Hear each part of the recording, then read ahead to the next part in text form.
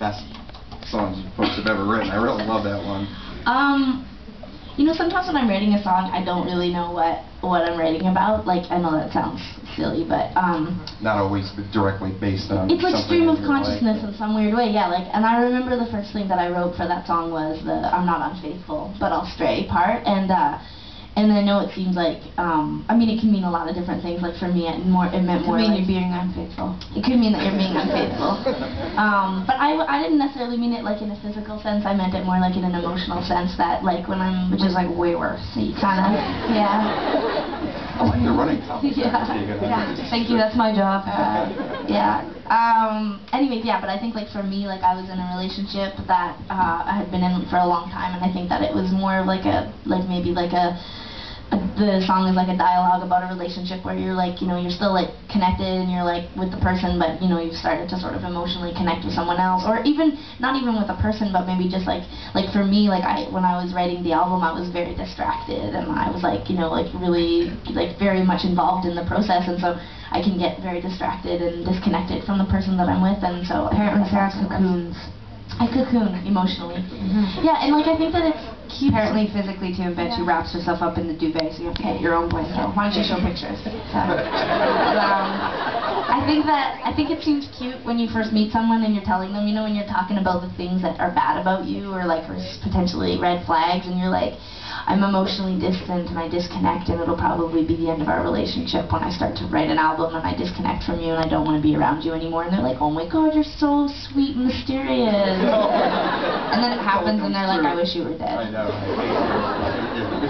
Tegan, talk about working with Chris Walla, Death Cab for Cutie, who helped big time with the production of the album. We're big fans, all of us here, I'm sure. Yeah. 1071 and at Borders. Yeah, Chris Walla was, I mean, it was exciting to meet with him. We were obviously big fans of his project, Death Cab for Cutie, and he's produced all their records, and so we were really, you know, stoked to sit down and talk to him, and Sarah went and met with him first, and like, afterwards phoned me and was like, this guy totally understands, he totally is into our process, because I mean, Sarah and I like to record all of our stuff first, and then we were really into exploring adding drums and bass last, which is basically backwards from how it's typically done. Absolutely backwards. Yeah, and it's kind of, in some cases could be probably potentially very dangerous, because you could spend a lot of time laying down tracks, and then, what do you want from me? I'm talking to Chris, I'm not talking to you. Well, I mean, can you see that? I don't know, I wasn't like locking eyes with you. I mean, I couldn't tell. It It looked like you were really freaked me out. Okay, anyway, back to Chris Walla. Sorry. They were gesturing at Sarah was you. out there gesturing.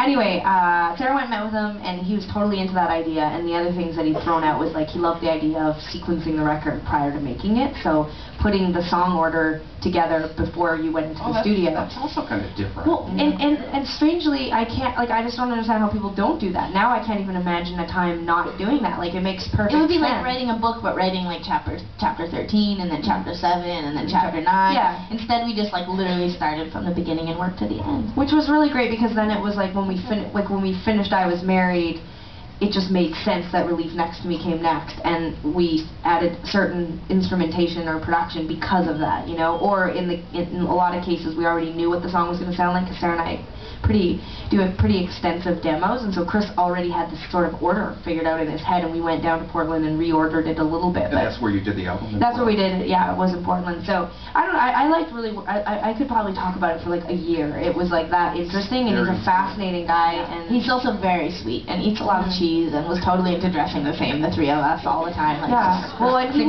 basically wore the exact same outfit. If you buy the con, you can buy it with a movie as well, and we made a movie while we were making the record, and he basically wears the exact same outfit the entire time, and he has multiples, but for the first couple weeks I just thought even the socks were the same, and I was like, this guy is really sweet and he doesn't even smell bad, but he is disgusting. I mean, he wears the exact same outfit every day. And then we found out, I went down into his laundry room and he had like multiples of the shirts and the pants and the socks, and he just gets into a uniform basically every day. And so when we did an interview, a commentary aspect at the end, and of the recording of the album, and we wore his clothes, so all three of us are dressed identical. And I think a friend of mine summed up the best. She said she got about 3 chapters into the movie, and then all of a sudden burst out laughing and realized we were all dressed the same, and was like, oh my god. Yeah. She thought we were geniuses. I'm not going to go that far, but it's pretty damn funny.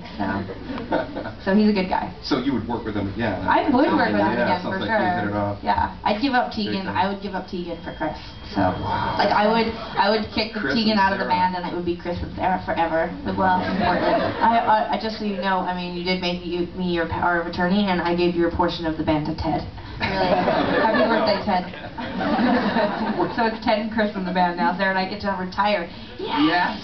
Yes. Onto our bus with jewels and champagne. Yeah. Yeah. Good. We're live at Borders, live on 107.1 with Tegan and Sara. They're going to play one more song for our live broadcast, and then I think if everyone hoops and hollers enough, you might get one more tune, maybe more, just for our crowd at Borders. But, Tegan, take it away. Let's hear it for Tegan and Sara. Live at Borders, live on 107.1. It's on so many